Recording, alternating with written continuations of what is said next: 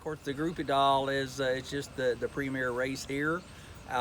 This is kind of the home base for me, and it was and not knowing how the COVID was doing 2 months ago, how it was going to be doing, how we had to play. We just decided to stay close to home, try not to do a lot of outside traveling, and maybe getting ourself and our barn and things in jeopardy of getting quarantined somewhere when we went.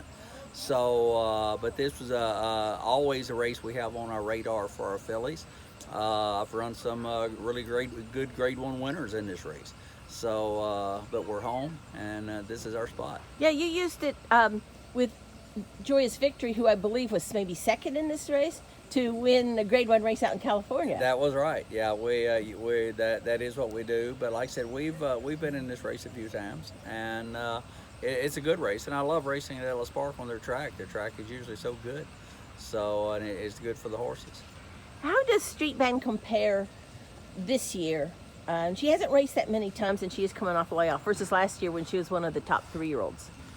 Well, she has just not matured anymore. I think she had reached her peak, especially early fall last year, late summer. She was really doing well. She's doing just as well now, but she just has not looked like doing better. So it looked like she maybe matured early, and we have not been as busy with her, and some of it due to the COVID. But like I said, and just kind of spacing her out and trying to get the year out of her, and trying to earn her another way into the Breeders' Cup this fall.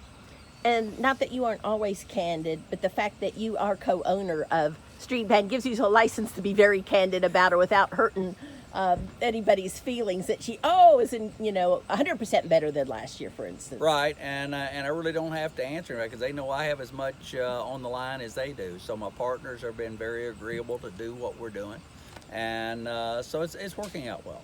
And you also have Istan Council going, who won a nice allowance race against older fillies and mares here last year, as I recall.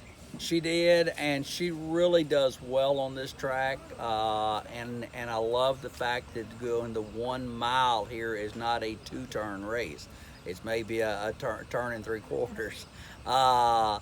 But yes, but she gets a good run out of there, and like I said, she does well on this track. We know she wants to go a little farther than the 6 furlongs that we've been able to find to keep her at the 1 turn.